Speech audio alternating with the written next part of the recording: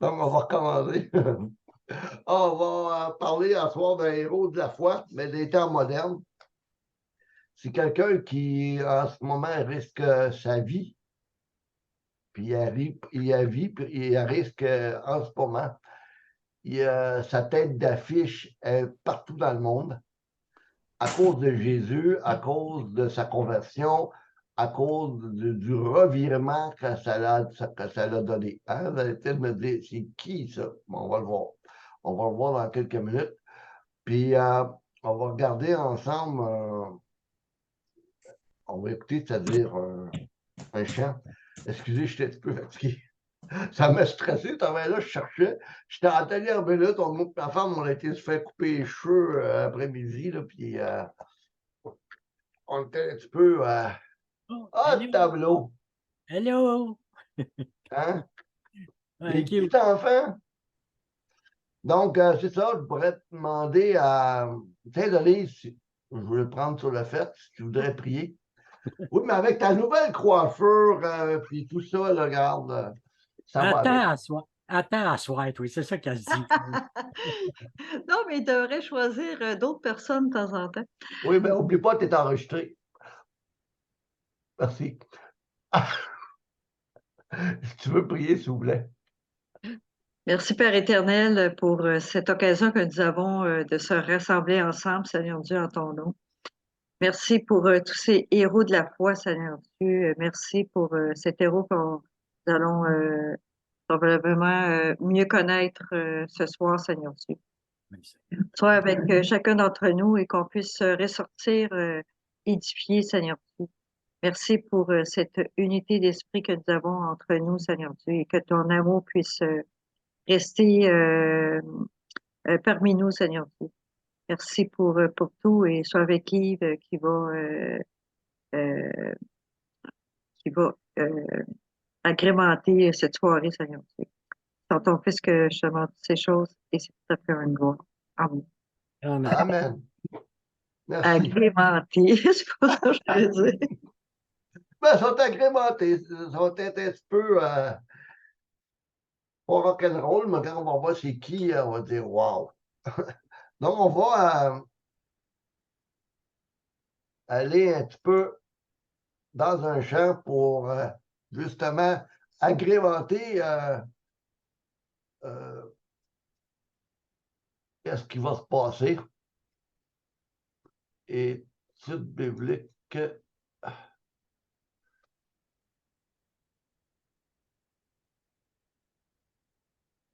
Attendez, faut faire exprès des fois là, quand je suis fatigué.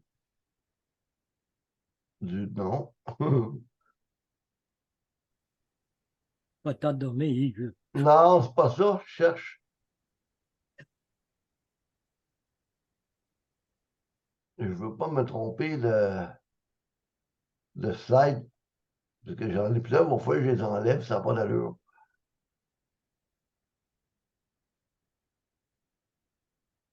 Attendez un petit peu.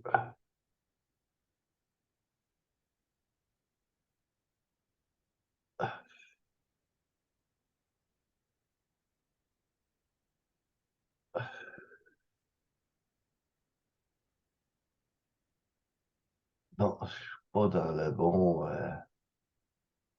OK. Bon. Oui, OK, bon, je l'ai trouvé.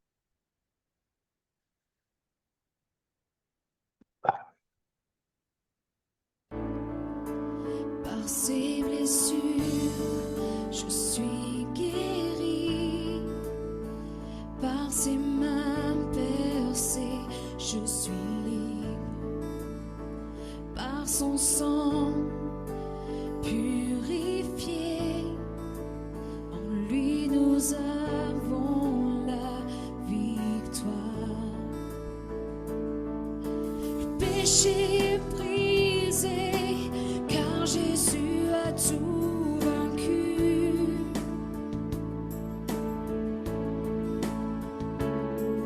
En lui la liberté, Jésus l'a obtenue.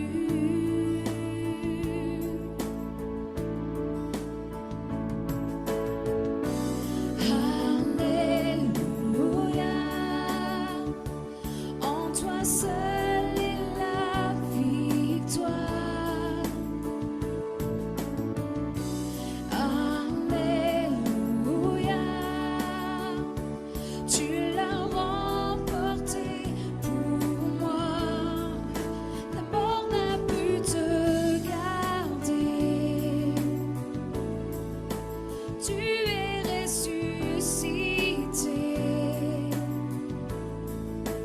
tu règnes en majesté. Toi le roi élevé, par ses blessures je suis guéri, par ses mains percées je suis libre, par son sang purifié, en lui nous avons la victoire. Le péché est brisé, car Jésus a tout vaincu.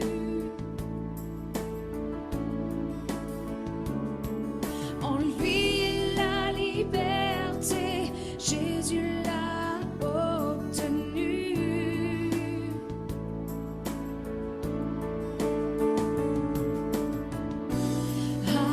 Alléluia, en toi seul est la victoire.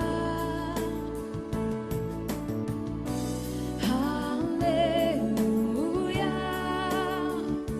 tu l'as remporté pour moi.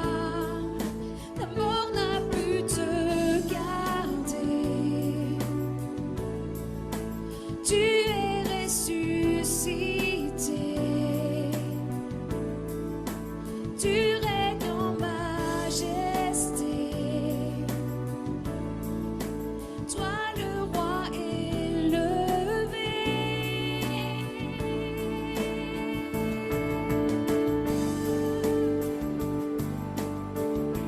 Tu es élevé, il est vivant, il règne dans les cieux, il est vainqueur. Tu es élevé, il est vivant, il règne dans les cieux, il est vainqueur. Tu es élevé, il est vivant, il règne dans les cieux, il est vainqueur. Tu es élevé, il est vivant, il règne dans les cieux, il est vainqueur. Alléluia, en toi seul est la victoire. Alléluia, tu l'as remporté pour moi. La mort n'a pu te garder.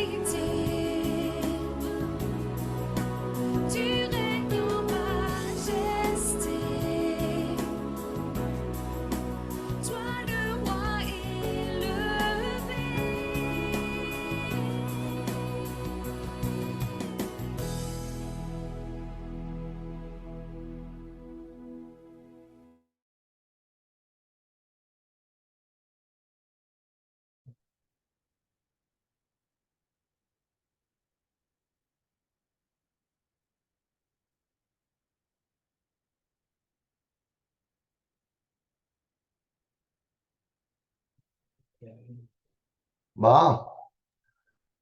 Et son frère veut rentrer. Oh ouais. T'as l'air que j'ai l'air un public fantôme à soir, sacrifice. C'est toi qui Hey, dois. ça fait, sais-tu quoi? Ça fait quasiment 20 minutes que j'attendais. C'est correct, Yvan. Hmm. Bon, on va commencer. Donc, je vais dire, on va aller voir justement la vidéo que j'ai partagée. C'est comme un genre d'entrevue, mais c'est un témoignage. Vous allez voir c'est qui. C'est le fils du chef du Hamas qui s'est converti à l'Évangile. Et ça a créé tout un remous dans son milieu, un point tel qu'il a été obligé de se expatrier aux États-Unis parce qu'il risquait sa vie. Il risque encore parce qu'il fait des apparitions publiques, puis il s'est levé debout pour la paix, il s'est levé debout pour la justice, puis il condamne présentement le Hamas. Donc, c'est réellement un héros. C'est quelqu'un qui risque sa vie pour Jésus-Christ, puis pour la justice.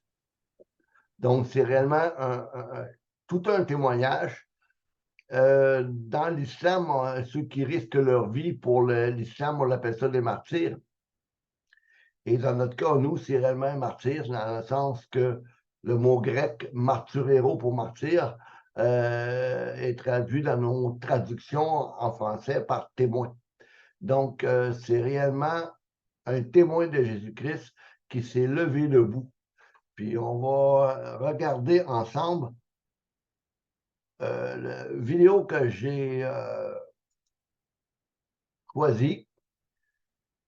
Et on va revenir là-dessus après. Je vais retourner dans mon...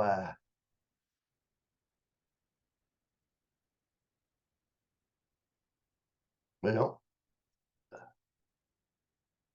Oups. Non, c'est pas là. Non.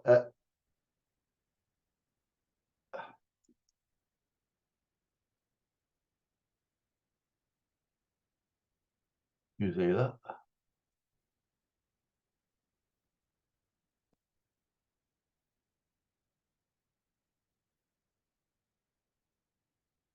Je me suis trompé de...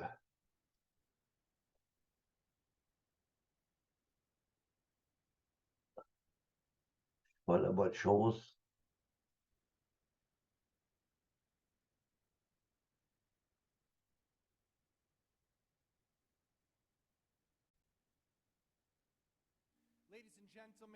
Mesdames et messieurs, j'ai l'honneur de vous présenter aujourd'hui Mossab Hassan Youssef, plus connu des services de sécurité israéliens sous le nom de Prince Vert.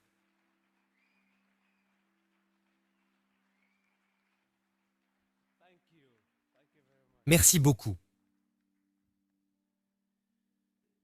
J'aimerais citer un homme politique. D'habitude, je ne cite pas les hommes politiques. Mais Golda Meir a dit quelque chose à propos du conflit israélo-palestinien. Quand les Arabes aiment leurs enfants, plus qu'ils ne détestent les Juifs ou Israël, il y a une chance de paix. Et c'est vrai.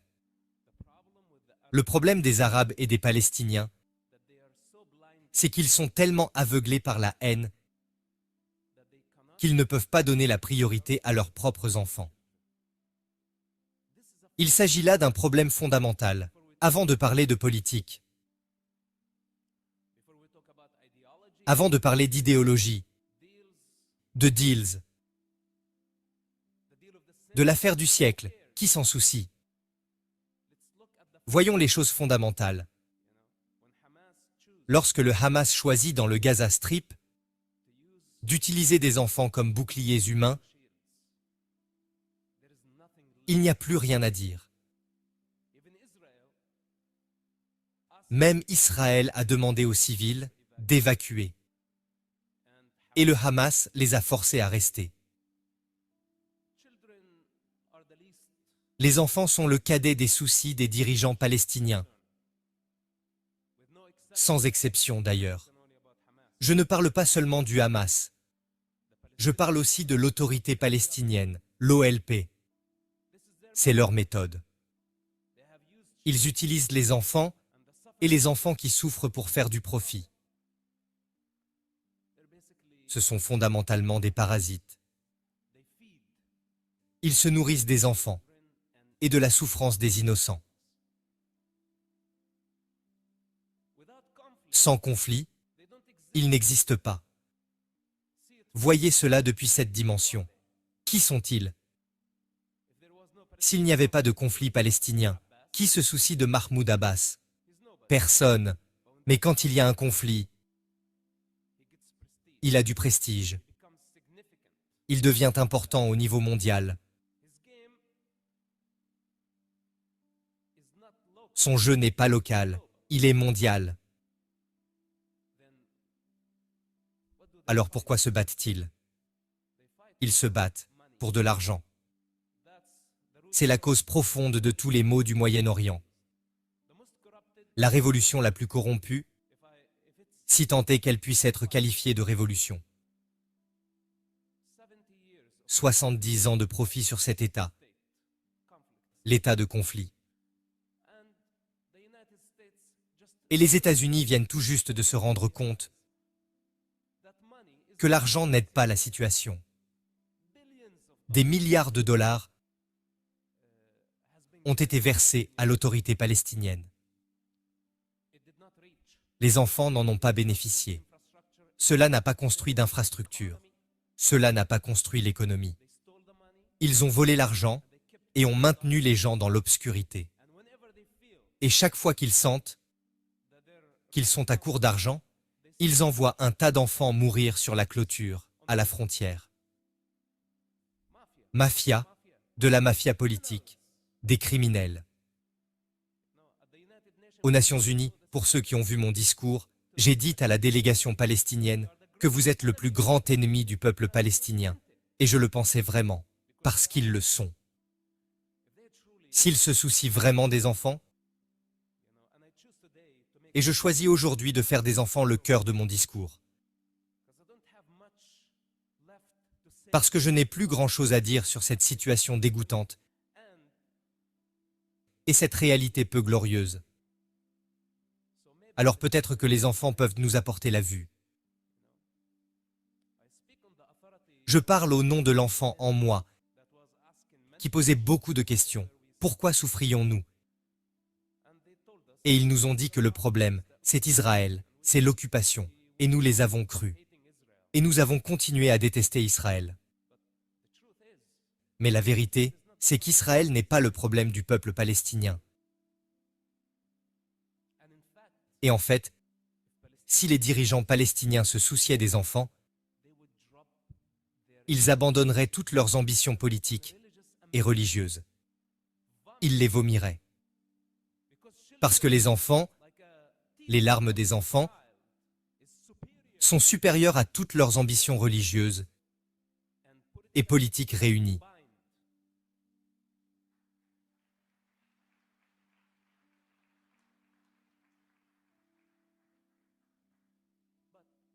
Mais les dirigeants palestiniens, sans exception, le Hamas, le Fatah et d'autres factions, portant des noms hideux, sont aveuglés par la soif de pouvoir. C'est ce qui les aveugle. Bien sûr, ils portent le masque du nationalisme. Vous savez que nous luttons pour la libération. Libération de quoi? De l'État palestinien. L'État palestinien était une possibilité il y a 70 ans.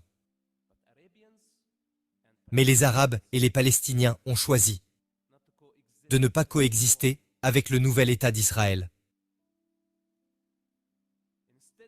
Au lieu de se concentrer sur la construction d'un État palestinien aux côtés d'Israël, ils ont choisi de faire la guerre à Israël.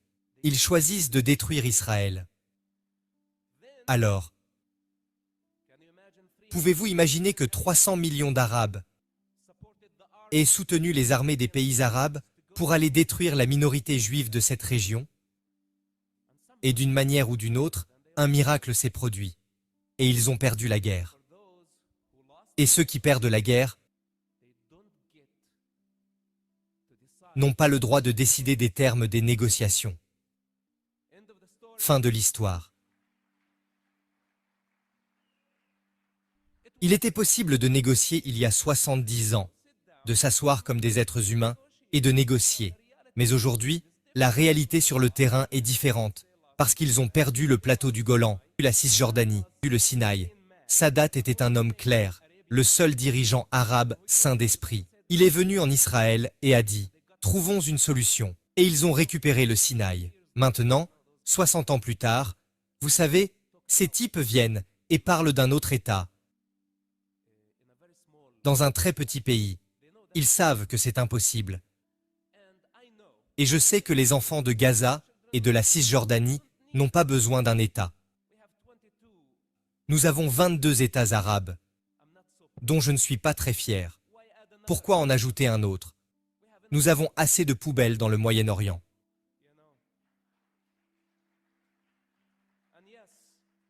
Et oui, je peux le dire. En pratique, le peuple palestinien n'a pas besoin d'un État, il a besoin d'une économie. Ils ont besoin de quelqu'un pour organiser leur vie quotidienne. Ils ont besoin d'un maire, vous savez, le maire de Ramallah, pas du roi Mahmoud Abbas. Vous savez, il veut être roi. Ramallah est trop petit pour lui. Des pyromanes qui créent l'incendie. Puis se jouent aux pompiers qui veulent être crédités pour l'avoir combattu. Excusez mon langage de rue. J'ai passé beaucoup de temps dans la rue, voilà pourquoi. Vous savez, je ne fais que parler avec mon cœur, et ça suffit. Combien de temps pouvons-nous étirer le mensonge? La création de l'État d'Israël n'a jamais été dirigée contre aucun peuple, ni le peuple palestinien, ni les Jordaniens, ni les Saoudiens. Il s'agissait simplement de créer un foyer pour le peuple juif. C'est une chose légitime. C'est une belle chose. Et l'effusion de sang qui se produit dans cette région est due à l'arrogance arabe. L'ego arabe qui a besoin d'être dégonflé. Vraiment. Et il n'y a pas d'autre façon de le dire. Vous savez, j'essaie d'être gentil. Et de tendre l'autre joue. Toutes les valeurs chrétiennes que j'aime. Mais dans cette réalité, c'est comme si vous deviez frapper quelqu'un au visage. Donc, l'antisémitisme et le nazisme ont quelque chose en commun. Il s'agit essentiellement de blâmer les Juifs. Blâmer les Juifs pour les souffrances du peuple palestinien. Blâmer les Juifs pour la souffrance de l'humanité. Accuser les Juifs d'être responsables de la crise financière. Blâmer et blâmer. Tout d'abord, les blâmes en général ne sont pas acceptables. Ensuite, blâmer les Juifs pour la folie de l'humanité est un crime et n'est pas acceptable. Je parle au nom de l'existence que ce n'est pas acceptable et que cela conduira à plus de souffrance. Vous savez, les nazis et Hitler, qui est en fait le parrain du BDS et le parrain de tous ces clowns, attaquent Israël et l'accuse de choses qu'il n'a pas faites. En gros, la même stratégie. Ça commence comme une blague, puis la blague devient vraie. Et pour ceux qui vivent dans le monde libre, qui regardent les médias, ils ne connaissent pas la réalité et toutes les dimensions du paradoxe. Ils voient des enfants mourir. Et ils ne peuvent pas relier le problème aux origines. C'est pourquoi ils s'émeuvent en Norvège, en Suède, au Royaume-Uni et dans le reste du monde. Et ils continuent à blâmer Israël. Pouvez-vous imaginer si les Palestiniens, le Hamas ou tout autre pays arabe avaient le pouvoir qu'Israël a aujourd'hui? Que se passerait-il? Un autre holocauste. Israël maintient la stabilité de cette région. Croyez-moi, en tant que fils de cette culture et en tant que personne qui est sortie de cette obscurité, s'il n'y avait pas Israël, les Arabes tueraient les Arabes. Ils le font déjà. Les musulmans tueront les musulmans. Sunni tuera Shia. Les chiites tueront les sunnites. C'est ça la réalité. Des milliers, je dirais 1400 ans au moins de conflits. Conflits entre sunnites et chiites. Des centaines de milliers de personnes sont mortes. Les musulmans. C'est une région pleine de haine. Et vous savez, ils peuvent continuer à accuser Israël qu'Israël est responsable de la haine dans la région. C'est faux. Ils vivent dans l'obscurité de la répression et ont Israël comme ennemi commun. De l'extérieur, on a l'impression que cela les unifie, mais ce n'est pas le cas. Ce n'est pas le cas. Et si Israël n'était pas dans la région, ils s'entretueraient encore plus. Israël, je l'ai dit à maintes reprises, et je le répète encore et encore, n'est pas le problème du Moyen-Orient. Israël, à mon avis, est la solution. Pour terminer, Israël ne va nulle part. C'est une réalité.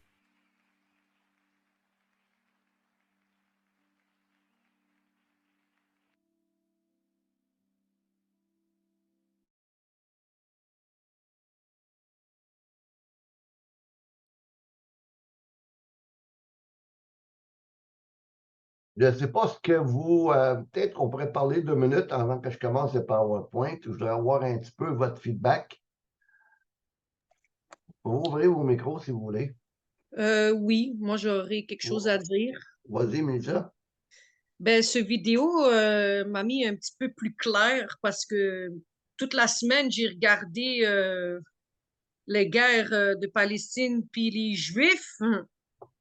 Puis là, je viens de comprendre que quelque chose. C'est vrai que si les Juifs n'étaient pas dans cette partie-là du Moyen-Orient, c'est vrai ce que les Arabes allaient se tuer entre Arabes, puis déjà, ça se fait. Mhm. Fait que c'est vrai que le peuple élu de Dieu, c'est vraiment les Juifs. Puis quand tu lis la Bible, là, il y a des parties de la Bible qui parlent que Israël, c'est le peuple élu de Dieu. Mhm. Fait que tu vois quelque part là que le christianisme il est vrai et que les gens ils nient que notre religion est vraie. Tu comprends ce que je veux dire? Oui, tout à Fait que fait. c'est là je comprends pourquoi il se passe cette guerre-là, c'est parce que les gens ils doivent se repentir au Seigneur Jésus. Fait qu'il y a la moitié des Juifs qui croient au Seigneur, l'autre moitié qui ne croient pas, puis il y en a d'autres qui essaient de se convertir. Fait que là, ce soir, il y a un petit quelque chose que j'aimerais partager avec vous avant qu'on Ouais. commence. Mhm. Il y a un Turc, un ami à moi, qui veut se convertir au christianisme parce qu'il a honte d'être musulman. Pas question qu'il a honte, mais qui a lu la Bible dernièrement, puis qui a vu qu'il y a des passages qui répondent à ces questions, que le Coran ne répondait pas à ces questions. Amen. Ah ouais. Fait que, en même temps, cette personne-là, il aimerait ça s'intégrer à la religion, mais en même temps, il a besoin d'aide. Ben, tu peux l'intégrer à notre groupe. Exactement. On va Fait que l'accueillir. moi, comme je suis débutante, je pourrais peut-être lui parler un petit peu des passages ou lire la Bible, mais moi, je ne serais pas forte là-dedans. Fait que ça prend plutôt le pasteur plus que moi. Fait que je ne sais pas qu'est-ce que je pourrais faire à ce Qu'est-ce que tu pourrais sujet-là. faire? Une chose que tu peux faire. Tu lui montres ton courriel, OK, on va l'intégrer dans les envois, OK. on va lui souhaiter la bienvenue parmi nous. Parfait. Fait que lui, je dois lui demander le courrier, puis je te Oh, l'envoie à toi. ton courriel, mais ton courriel, je vais l'intégrer, puis l'avertir, toi, là, comme quoi le mercredi soir, on a quelque chose, puis quand il a envoyé un courriel, il y a un qui a cliqué dessus, puis il va venir parmi nous au sein du Zoom. OK, parfait. Ça veut dire que c'est son courrier à lui? Oh, son courriel, oui, à lui, ben oui. OK, parfait. Je vais lui dire. Fait qu'il s'intéresse beaucoup Ouais. C'est là qu'on au voit, hein, christianisme. c'est l'amour qui... Il y a une chose que la haine des Juifs, la haine de Jésus, là, débute aussi par la haine des Juifs. Jésus, là, c'était pas un occidental. Jésus, c'est un sémite. C'est un c'est un C'est un juif, demi-frère. Oui, et c'est un demi-frère des Arabes. en La plus. guerre qui se trouve présentement au Proche-Orient est une guerre fratricide. C'est une guerre entre frères. Le Ismaël, d'où était le demi-frère de Isaac. Et ça part de là, là. Des fois, le péché dans nos vies là, a des conséquences de longue portée. Du fait qu'Abraham, il avait, je ne peux pas dire ce qu'il dit qu'il a manqué de foi, mais il a manqué de patience envers Dieu.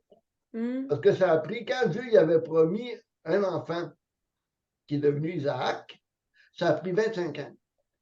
Puis il était déjà âgé.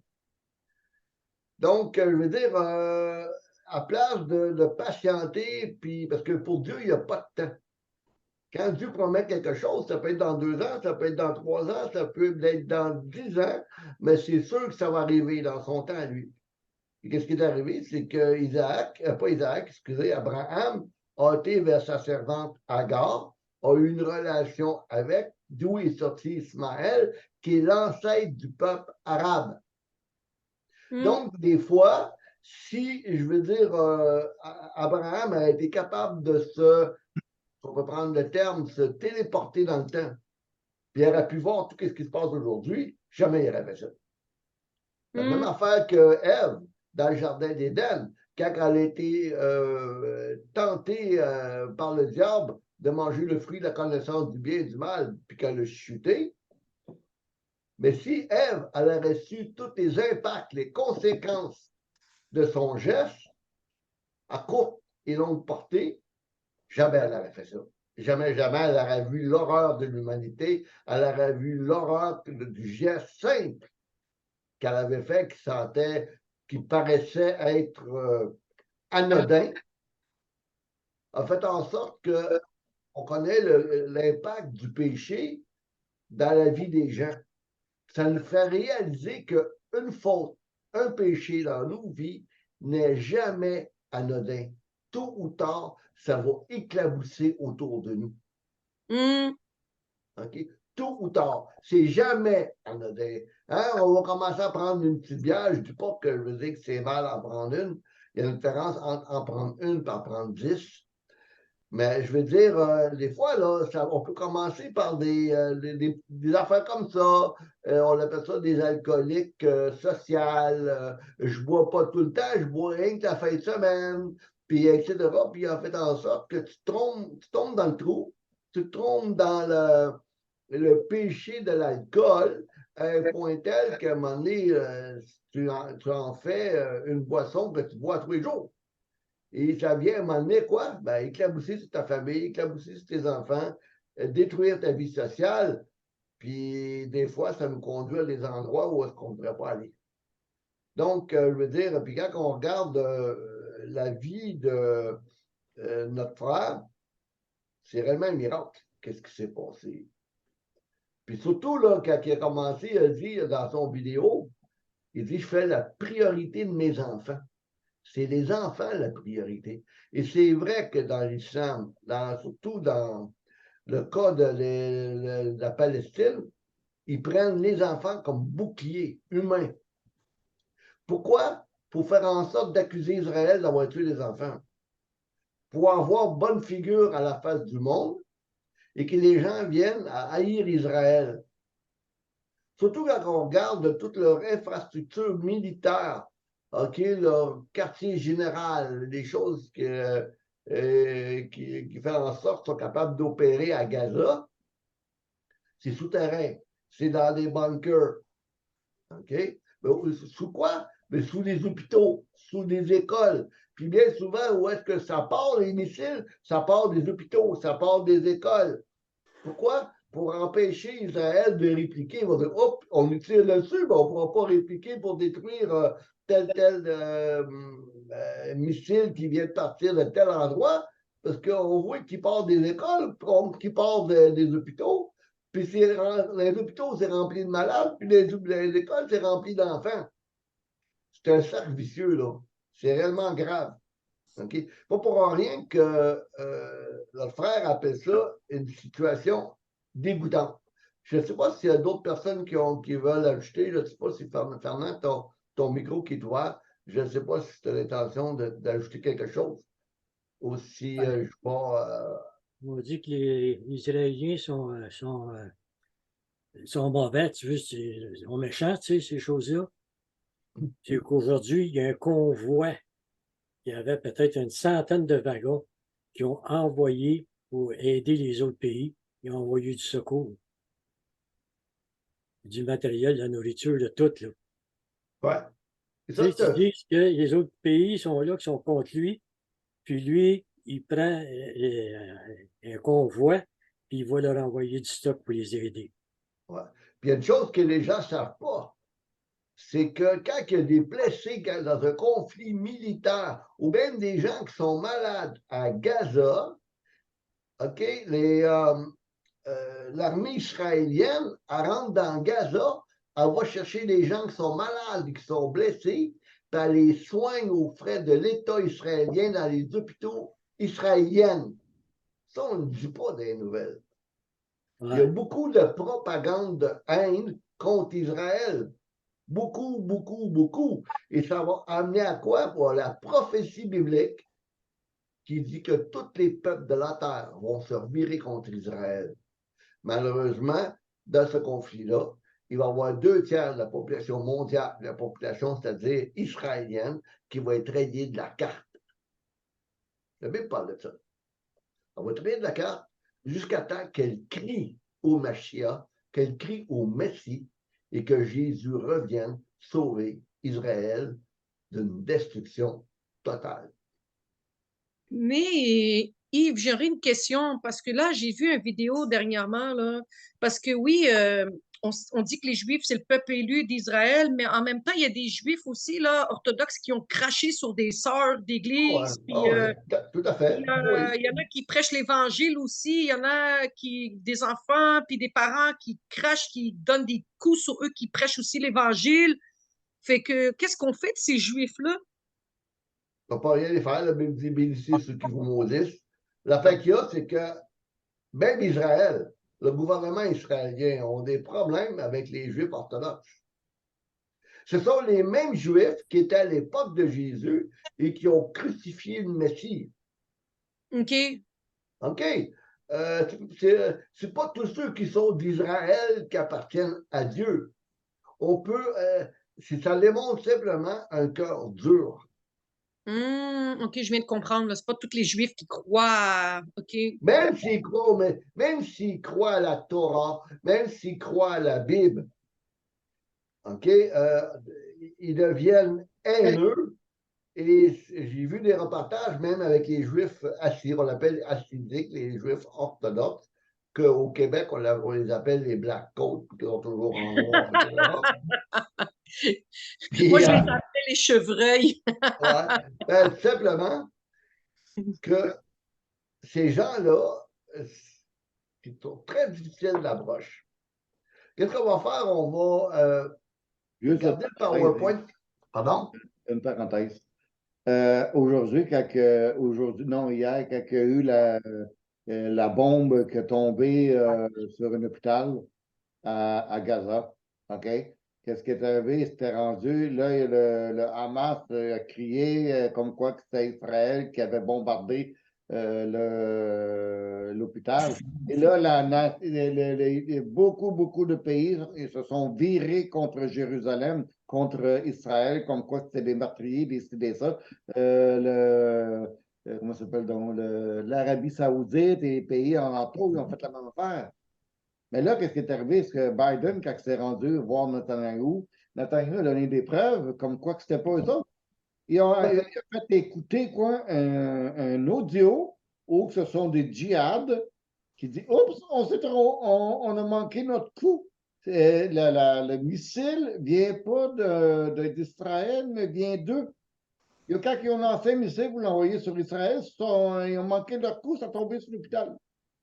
Oui, tout à fait. Il y a des preuves, d'ailleurs, pour terminer, parce qu'on va aller au PowerPoint, c'est que j'ai vu une vidéo là-dessus qui démontrait d'une façon sans embâche que je vais dire que c'est pas Israël qui a tiré. D'ailleurs, ils ont assez d'éthique. S'ils sont capables de rentrer avec leur armée, puis demander même demander à la population de quitter les lieux, parce que c'est pas la population des Gazouis qui veulent viser, c'est la Hamas.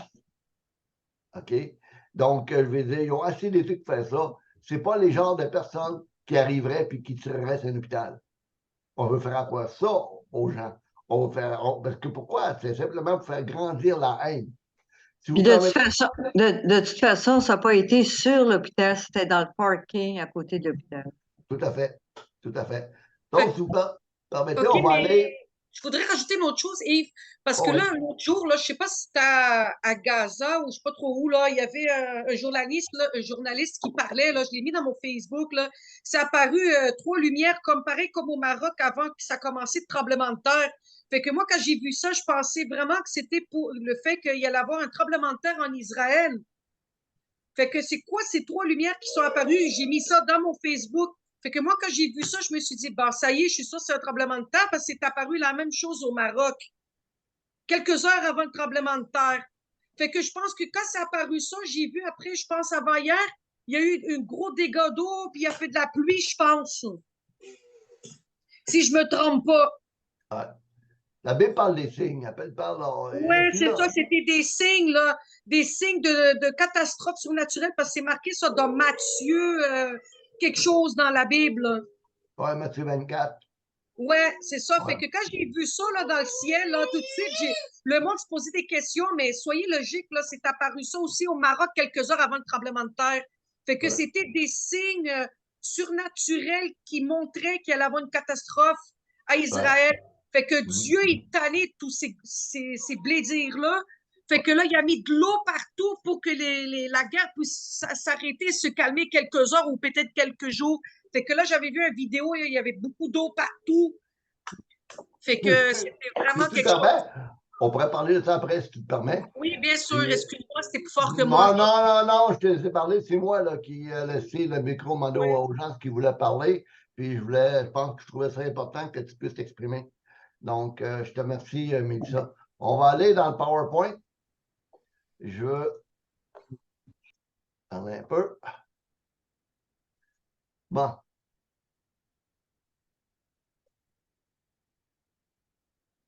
OK.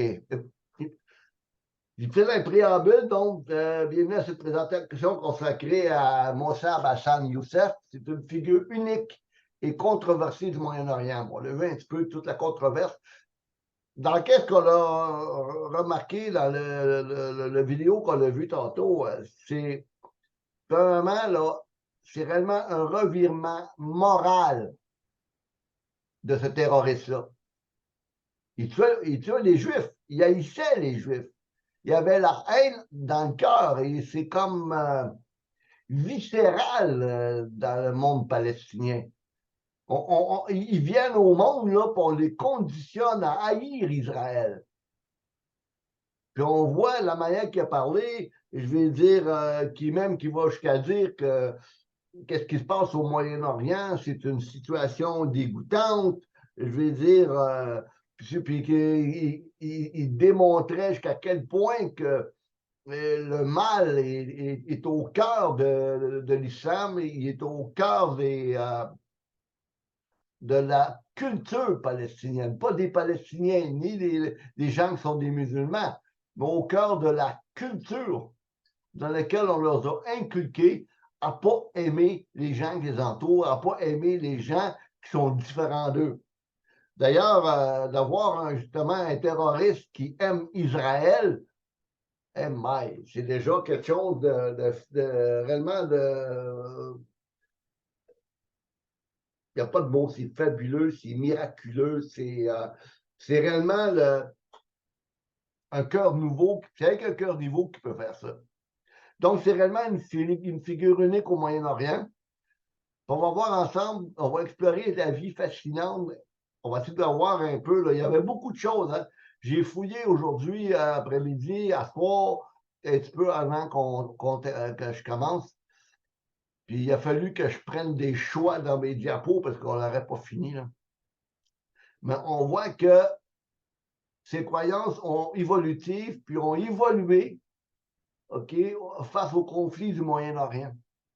Il a changé de perspective. Puis sa vie, c'est un témoignage de transformation puis de courage. Ça a l'air facile, hein, monsieur, il doit avoir une estrade, il parle contre le Hamas, il parle contre tout ce qui se passe au Proche-Orient. Il y a des ennemis partout, même en Amérique. Puis je suis convaincu qu'il est conscient qu'en faisant ça, il risque sa vie. Il pourrait avoir quelqu'un, un sniper, quelque chose, puis qui vienne l'abattre sur place. Donc, on va voir un petit peu, à partir de son portrait qui est mis, quelques faits. Son parcours de la foi puis de la justice. Introduction, dans notre présentation, nous allons explorer la vie extraordinaire de Mossad Hassan Youssef. C'est un homme dont le long parcours a été marqué par une transformation profonde et inspirante. C'est pour ça que des fois, là, on a tendance à tout mettre les terroristes dans le même sac, puis on ne réalise pas l'œuvre que Dieu peut faire dans ces gens-là malgré tout le mal qu'ils font. Et que Dieu s'est choisi un peuple parmi des gens qui méritaient même pas le salut. Je parle de eux, puis nous inclus. Donc, ce frère-là, Mossad, il est né en 1970 en Cisjordanie.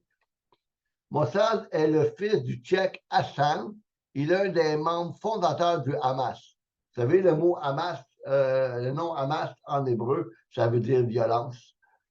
Donc, avant sa conversion à la foi chrétienne, Mossad était profondément impliqué dans les activités du Hamas, un groupe militant palestinien. Donc, c'était un terroriste, ce n'était pas un enfant de cœur.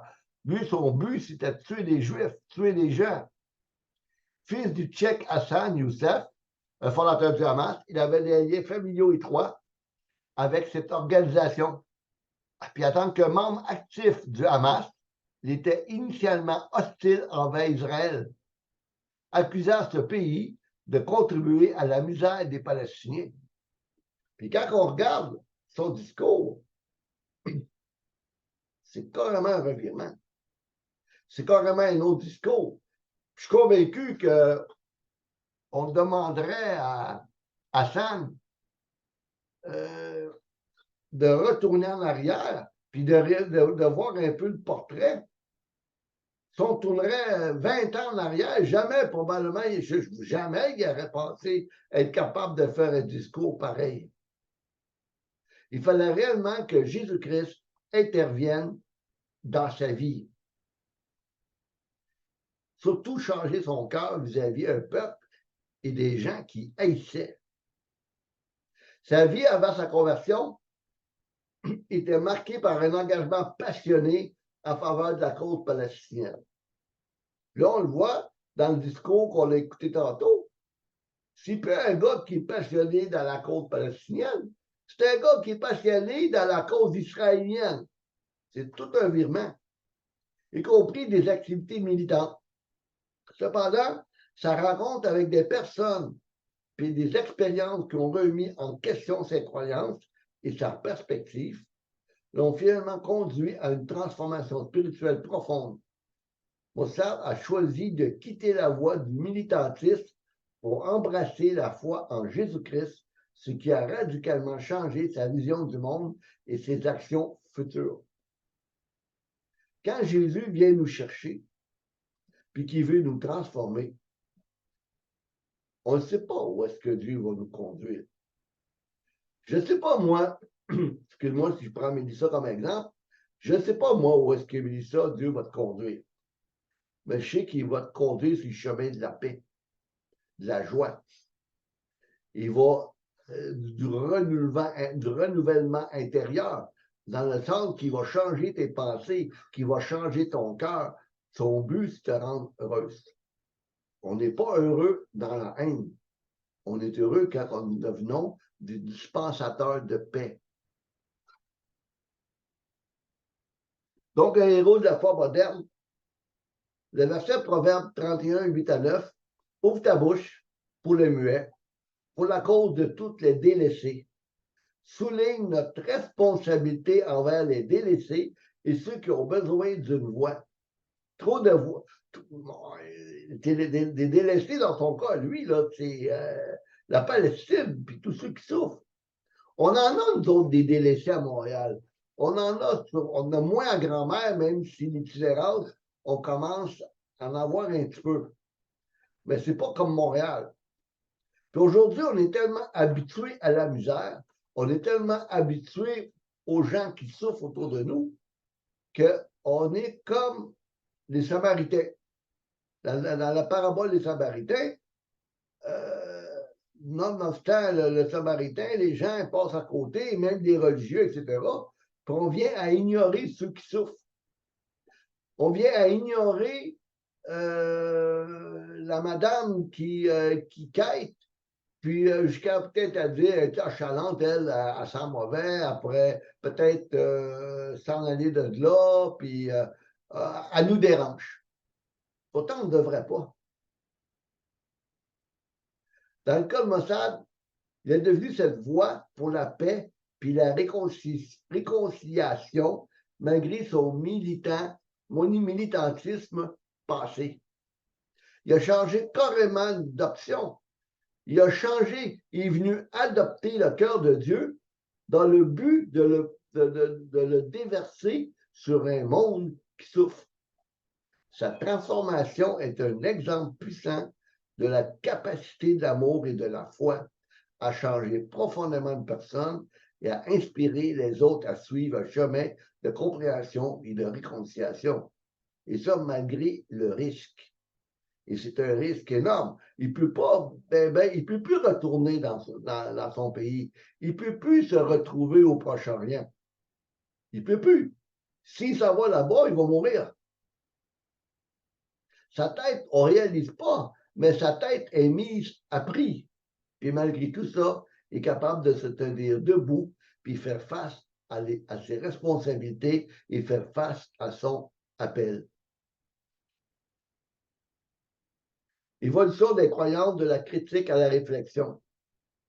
Parce qu'avant, il critiquait, il jugeait, il condamnait Israël, etc. Puis la réflexion, puis avoir des bonnes personnes qui nous entourent, l'ont amené à changer d'avis puis à accepter Christ comme sauveur.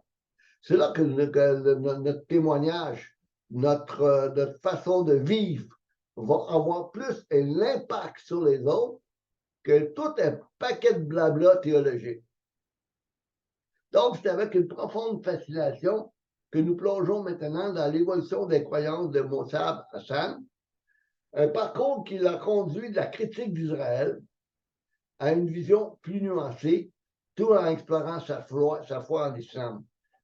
Au départ, Hassan Youssef avait des convictions profondément ancrées dans une vision critique. On l'a vu tantôt, on l'a regardé dans la vidéo, je vais dire, dans son passé, il n'aimait pas. S'il faisait partie du Hamas, c'est sûr qu'il n'était pas en amour avec Israël. Il voulait détruire Israël, comme c'est le cas de tous ceux qui militent au sein du Hamas ou toute organisation terroriste qui a pour seul et unique but la disparition d'Israël. Comme beaucoup dans la région, il attribuait à Israël la responsabilité des maux qui touchaient les Palestiniens. On l'a vu tantôt que c'est carrément du mensonge. Puis on voit que même dans la télévision, même dans les journalistes, toute la propagande anti-israélienne, jamais on va montrer dans les médias que nous avons dans nos sociétés les bons coups qu'Israël fait. On va toujours démontrer les mauvais coups. Pourquoi? Parce que ce sont les mauvaises choses qui attirent les gens à désirer regarder une nouvelle.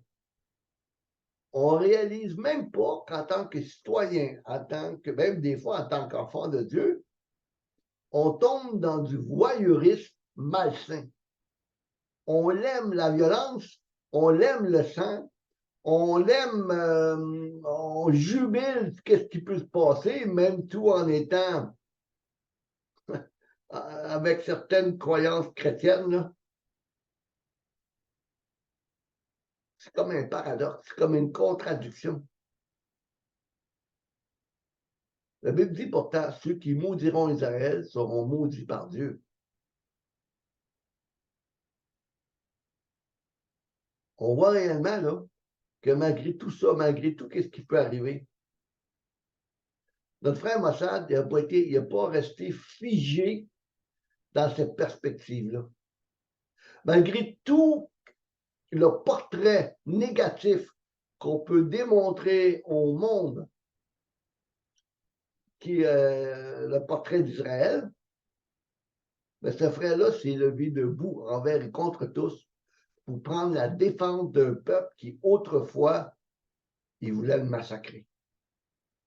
Quel revirement, quel exemple qu'on peut avoir dans notre société afin qu'on puisse prendre conscience des besoins élémentaires des gens qui nous entourent.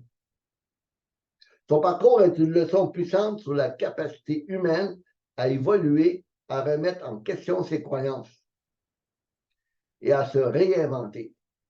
Et ça, c'est tout un revirement, là. Il a entrepris un voyage intellectuel et émotionnel qui l'a conduit à remettre en question le récit dominant et à rechercher une vérité plus profonde, jusqu'à vouloir bannir de l'islam de sa propre vie. C'est un reniement de soi complet, reniement de sa culture, reniement de sa famille, reniement de sa foi. Ça fait penser à ce que Jésus a dit à un moment donné, quiconque veut venir après moi, qui ne renonce pas à lui-même et à tout ce qu'il possède, même ses enfants, sa famille, il n'est pas digne de moi, il ne peut même pas être mon disciple. Parce que quand Jésus est venu, quand il s'est manifesté, il est venu mourir, il s'est fait cracher dessus, on l'a violenté, il a tout subi pour nous. Il a été prêt à tout perdre afin d'obéir à son Père puis de nous gagner, nous. Sa foi en l'islam a également joué un rôle crucial dans cette évolution. Plutôt que de simplement rejeter ses croyances antérieures, Mossad a cherché à approfondir sa compréhension de l'islam et a entrepris une quête spirituelle pour trouver des réponses à ses questions les plus profondes. C'est comme tantôt Mélissa disait, le monsieur qui est turc, comme qu'elle parlait tantôt, il a commencé à trouver des réponses vitales, pas dans l'islam, dans la parole de Dieu, dans la Bible, dans les évangiles. Mais pour ça, il a fallu peut-être qu'il fasse une recherche dans le Coran pour découvrir que malgré qu'on peut trouver des bonnes choses, parce qu'il y a des choses qu'on retrouve dans le Coran, qu'on retrouve dans le Nouveau Testament, dans les évangiles. D'ailleurs, le Coran enseigne, les musulmans enseignent de lire les Injils. Mohamed avait dit ça, les Injils, ce sont les évangiles. Mais on voit réellement pourquoi on trouve des bonnes choses des fois dans le Coran. Parce qu'à des endroits, le Coran, c'est du copier-coller du Nouveau Testament. Donc, il a été capable, dans sa recherche intellectuelle, spirituelle, trouver le chemin qui l'a conduit à Christ. Et c'est ça qui est merveilleux. L'évolution des croyances dans la suite. Donc, au fil de son parcours, Mossad a rencontré des personnes puis des expériences qui l'ont poussé à voir au-delà des clichés puis des préjugés. Il a fallu qu'il mette ses préjugés, ses présupposés de côté. Ici, il a été capable de faire ça, c'est qu'il a vécu des choses difficiles. Il a sûrement vécu des choses difficiles à l'intérieur. Il a sûrement sa conscience qui est venue à le travailler à un point tel qu'il a été obligé de se remettre en question. Il était peut-être plus capable de vivre avec lui-même, voyant tout le mal et les massacres qu'il faisait quand il était impliqué dans le Hamas. Donc, à la manière de l'enseignement des Proverbes 3, 5 à 6, qui nous dit « Confie-toi à l'Éternel, ton Dieu, ton cœur, et ne t'appuie pas sur ta propre intelligence. Reconnais-le dans toutes tes voies, il aplanira tes sentiers. » Donc, il a pris conscience que la réalité au Moyen-Orient était bien plus complexe qu'il ne l'avait initialement pensé. Un peu comme la parabole du bon samaritain dans Luc 10, 25, 37, nous rappelle que la miséricorde et la compréhension vont au-delà des frontières. Il est parvenu à être capable de se mettre dans la peau d'un Israélien. C'est pas drôle que ce qu'on a vu dernièrement dans les médias. Moi, je les ai vus plutôt sur les réseaux sociaux, dans toutes les qu'on retrouve sur le web. Et c'est vraiment là, l'horreur de l'horreur, puis même, je pense que le mot n'est même pas bon. Donc, il a réellement vécu une transformation personnelle. Puis cette transformation, comme j'ai dit tantôt, c'est un témoignage de courage et de réflexion profonde. Jamais on verrait un Palestinien, un ex-terroriste, parler de la sorte. À l'instar de la sagesse de Proverbe 4.7. La suprématie, c'est la sagesse qui acquiert la sagesse. Et avec tout ce que tu possèdes, acquiert l'intelligence. L'intelligence, là, c'est le summum du cadeau que peut Dieu nous donner, dans le sens qu'il va nous amener à une réflexion profonde, premièrement sur nous-mêmes et sur la société qui nous entoure. Et quand on réfléchit réellement sur le cœur de Dieu, ben ça amène justement à des personnes comme notre frère, qui a changé carrément de camp, qui l'a amené à avoir une réflexion, OK, en mettant la haine de côté, puis en étant capable de peser les pour des contre, pour en venir à la réflexion et à la conclusion qu'on trouve dans cette vidéo. Elle nous rappelle que même dans des contextes de conflits intenses, il est possible de remettre en question ses croyances et de chercher une compréhension plus nuancée. À l'image de l'apôtre Paul, qui a lui-même subi une transformation profonde sur la route de Damas. Vous avez qu'à lire acte 9, de 1 à 19. C'était un petit peu comme un terroriste, là, le petit Paul. Hey, il mettait en prison, il voulait tuer les gens. Ôtez-vous de là, c'est Paul qui passe. Je suis mandaté par le Collège des Anciens, le Sanhédrin, et ainsi de suite. Puis je m'en vais arrêter, puis mettre en prison, s'il faut tuer les gens au nom de Dieu qui ne pensent pas comme moi.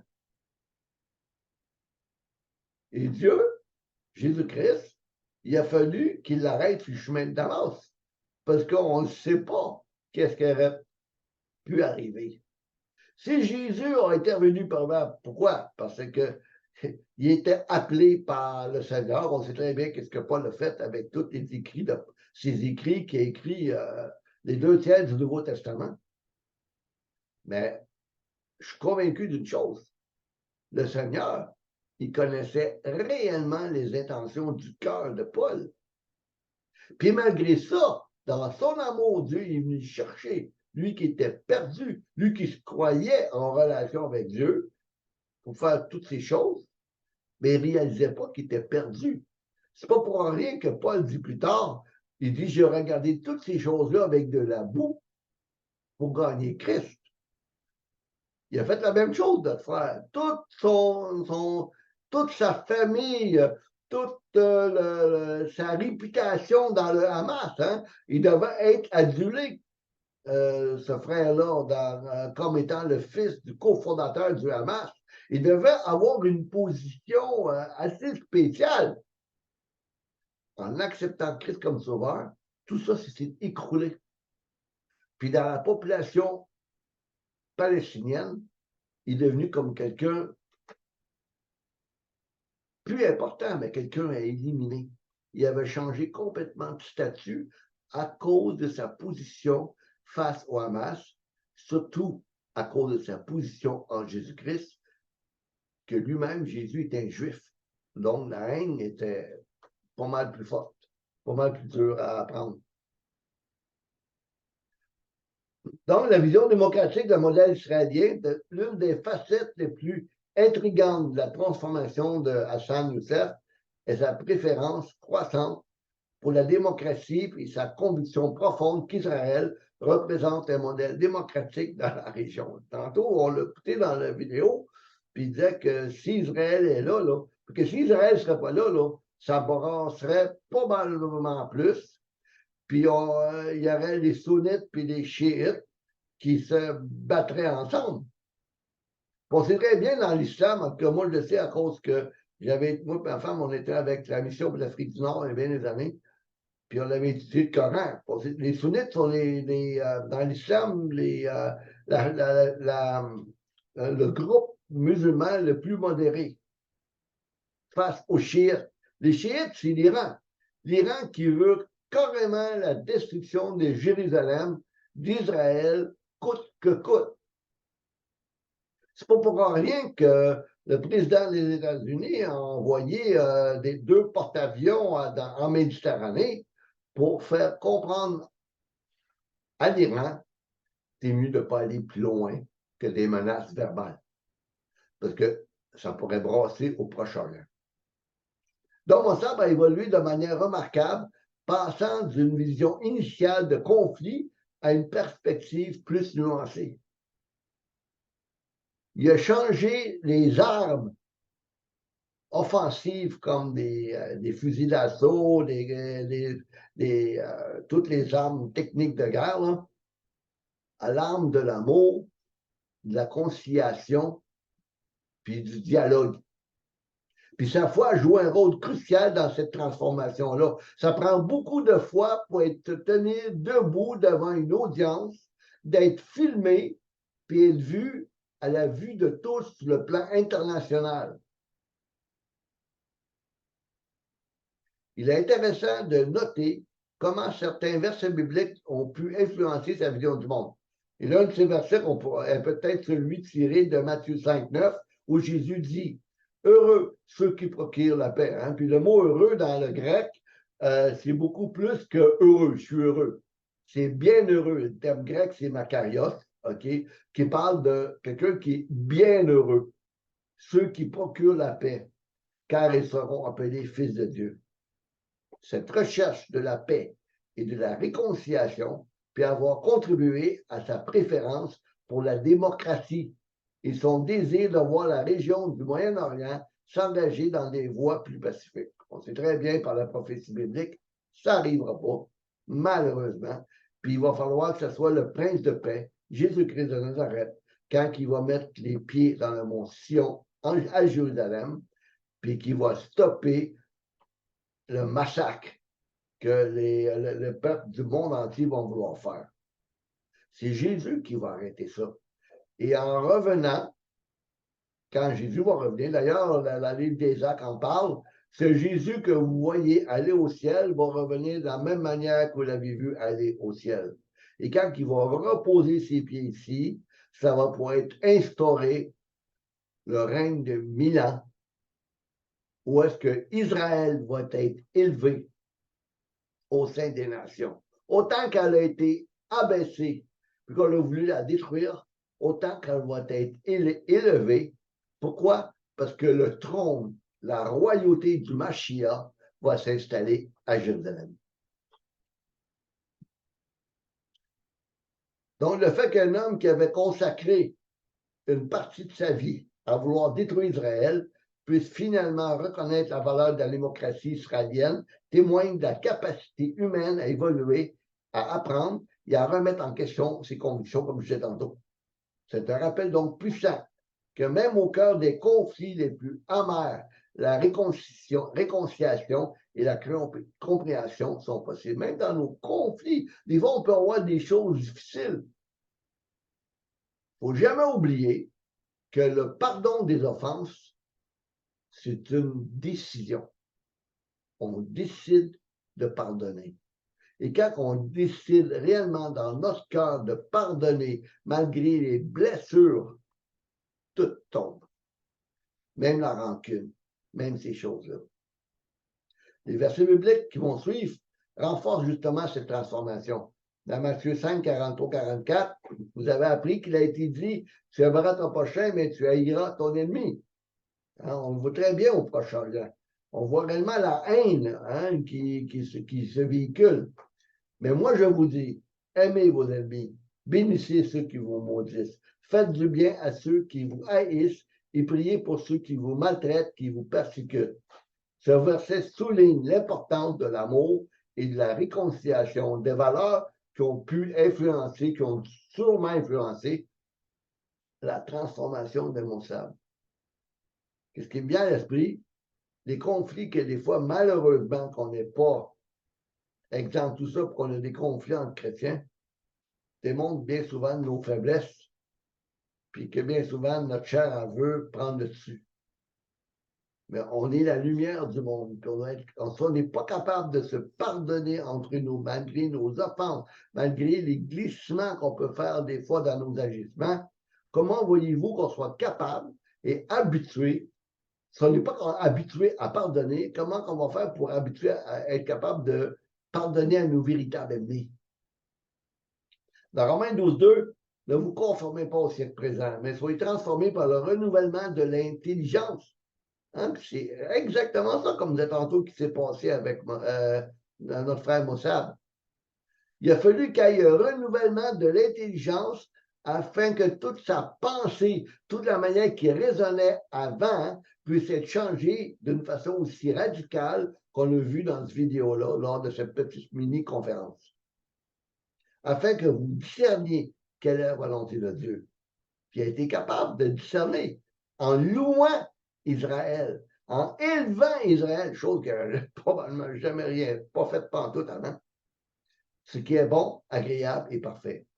Ce verset met en garde, ça dit met en avant le concept de transformation et de renouvellement, des termes qui résonnent, qui sonne de la trompette, on pourrait le donner, hein? Comme quelque chose de « Hey, écoutez-moi, là, il s'est passé quelque chose dans ma vie, là. C'est pas normal que ce revirement-là. Pourquoi? Parce que Jésus est vivant. Cette transformation ne peut pas avoir lieu si Jésus-Christ n'a pas mis la main sur cet homme-là. Pourquoi il a mis sa main? Parce qu'il l'aimait, mais aussi il avait une mission. Puis Dieu le savait. Ça nous démontre une chose, quand Dieu a mis la main sur d'autres vies, il nous a donné chacune une mission à faire, différente des unes des autres, mais elle a toutes quelque chose à faire. Puis si on cherche réellement, on va trouver nos dons, puis on va voir réellement à quoi Dieu nous a appelés. Dans Proverbe 5, 3, 5 à 6, confie-toi en l'Éternel, dont Dieu est ton cœur, il ne t'appuie pas sur ta sagesse. Reconnais-le en toutes tes voies, il aplanira ses sentiers. Ce verset souligne l'importance de la confiance en Dieu et de la recherche de sa direction, une quête spirituelle que Moussab a eue. C'est une entreprise colossale. C'est colossal ce qui s'est passé dans sa vie. Si on l'aurait connu avant, là, on aurait dit, mais c'est plus le même gars. Bien souvent, les gens, là, moi, je me rappelle quand je me suis converti en 81, quand j'avais été voir ma mère, pourtant, je n'étais pas dans la même situation que ce frère-là, mais ma mère ne me reconnaissait pas. Elle dit, coudonc, t'as-tu pris ta drogue? Hein? Qu'est-ce qui s'est passé dans le cœur de cet homme-là? C'est qu'il y a eu comme une transplantation cardiaque. Dieu lui a donné le nouveau cœur, un nouveau cœur, le cœur de Christ qui s'est manifesté dans lequel nous crions Abba, Père. Dieu, le Dieu d'Israël, lui qui était un Palestinien, est devenu son Père. Dans Jean 8,32, vous connaissez la vérité vous affranchira. Mais on voit très bien que c'est un homme libre qui a parlé en avant. Libre de quoi? Libre de la haine qu'il avait avant. Lui qui haïssait Israël, s'est rendu qu'il l'aime. La recherche de la vérité et la quête de la liberté sont des thèmes qui ont pu influencer la transformation de notre frère. Ça a été un processus. Sur combien de temps? Je ne sais pas. Mais c'est un processus qui l'a amené à sa libération, à sa sortie de prison. Vous savez, on peut être en prison, puis pas avoir de barreaux autour de nous. Être en prison parce qu'on est lié par la haine. On est lié par toutes sortes de mauvais sentiments qui nous guident, puis qui font en sorte qu'on fait des choses qu'on ne voudrait pas. Dans Éphésiens 4,32, soyez bons les uns envers les autres, compatissants, vous pardonnant réciproquement comme Dieu vous a pardonné en Christ.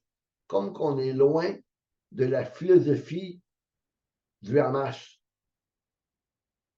Ce verset met en avant l'importance de la compassion et du pardon. S'il y aurait réellement de la compassion, puis il y aurait réellement du pardon, il n'y aurait pas de guerre au Proche-Orient. Il n'y aurait pas de guerre entre les musulmans et les Israélites. Surtout, c'est à 800. C'est un tout petit pays. C'est pas une nation où est-ce que, comme les Américains qui ont 300 millions de population, ils ont à peu près 8 millions environ, les Israélites. C'est quoi un pays de 8 millions? Les Américains envahiraient Israël, mais ils sont foutus. Pourquoi? Parce que Israël est l'horloge de Dieu. Puis Satan le sait. Attendez-vous les tic-tac? Il y a bien, bien longtemps, il y a une quarantaine d'années, quand ma femme s'est convertie, on parlait déjà de l'État d'Israël. On parlait réellement que l'horloge de Dieu était très proche. Mais là, elle n'est pas rien que plus proche. Elle n'est pas rien que proche. Jésus, il frappe à la porte. Attendez-vous le cognement de la porte de votre cœur, puis qui veut réellement qu'il rouvre, comme notre frère Mossab a permis à Dieu, au Dieu d'Israël, d'ouvrir son cœur. On dit souvent, quand on regarde l'Apocalypse, je pense que c'est 3,20 qui parle que Jésus-Christ frappe à la porte, il frappe à la porte de l'Église. On a toujours donné cette analogie, cette comparaison en disant, quand Jésus frappe à la porte, il n'y a pas de poignée à l'extérieur, la poignée est en dedans. Ça démontre que, comme quoi que c'est nous qui devons ouvrir la porte. C'est notre responsabilité d'accueillir Jésus-Christ dans notre vie. Il a fait la même affaire. Il est passé de l'islam au christianisme. Ça a été sûrement des combats intérieurs, même théologiques. Ça doit été assez difficile. Mais il a fallu que Dieu fasse son œuvre afin qu'il puisse devenir l'homme qui est devenu. L'ensemble de ces éléments forme un récit captivant qui a quoi de transformation personnelle de foi qui a conduit notre frère Hacham à la perspective actuelle sur la démocratie et la paix, sur sa vision du monde. Important donc qu'on voit réellement lui qui tuait les gens, lui qui était prêt à tout faire puis à faire couler le sang. On voit que maintenant, il a changé carrément son fusil d'épaule à cause de sa relation avec Jésus-Christ. Puis pour lui, ce qui est important maintenant, c'est sauver des vies. Puis un des chapitres les plus captivants de la vie de Mossab concerne son rôle en tant qu'informateur sur le Shin Bet Israël. Une décision qui a été le fruit d'une longue évolution personnelle et qui a eu un impact profond sur la situation au Moyen-Orient. Il a fait ça pendant 10 ans. Cette section explore en détail ce sujet essentiel de sa vie à travers des textes bibliques percutants qui invitent à la réflexion. Il a risqué, lui qui était contre Israël, il est venu à travailler pour Israël contre son propre peuple, à cause qu'il voyait réellement jusqu'à quel point que c'était ahurissant ce qu'il faisait. Là. Donc, il y a vraiment eu un chemin de transformation. Dans Luc 6, 27, 28, on l'achève, mais je vous dis, à vous qui m'écoutez, aimez vos ennemis, faites du bien à ceux qui vous haïssent, bénissez ceux qui vous maudissent, priez pour ceux qui vous maltraitent. Mossab a pris à cœur cette instruction de Jésus en cherchant des moyens de prévenir la haine et la violence. C'est ça son combat aujourd'hui. Dans 2 Timothée 1,7 proclame que ce n'est pas un esprit d'intimidité, c'est-à-dire que Dieu nous a donné, mais l'esprit d'amour, de force et de sagesse. Ouais, ça c'est vrai, ça. Pas un esprit de timidité. Il ne faut pas être timide pour parler en avant de la façon que lui a parlé. Ça prend du courage, ça prend de la détermination, ça prend de l'amour dans le cœur afin de réveiller des endormis qui veulent encore juger un peuple qui n'a rien à voir avec le conflit qui se passe présentement. Terminé? Dans Psaume 82, 3, 4, nous exhorte il dit ceci, rendez justice aux faibles puis à l'orphelin. Faites droit aux malheureux puis aux pauvres.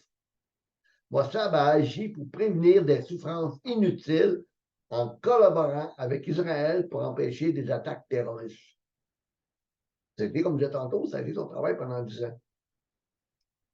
Donc, la responsabilité consciente des conséquences, Mossad Hassan Youssef a témoigné au tribunal, même après l'abandon des charges par le gouvernement israélien.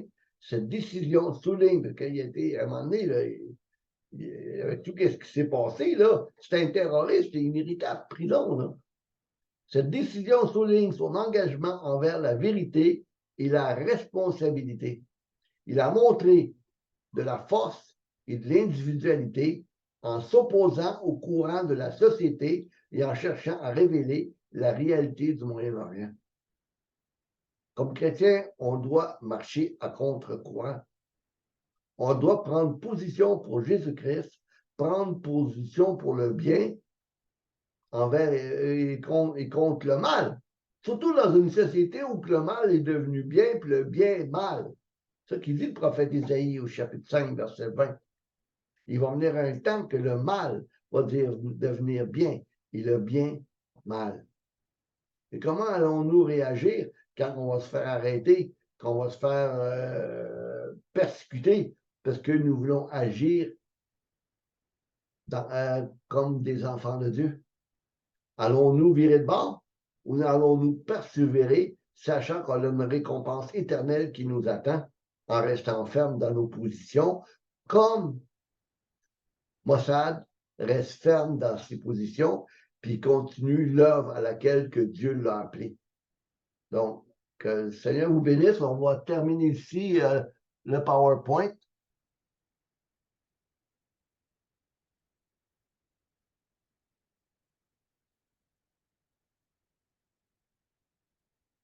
J'essaie de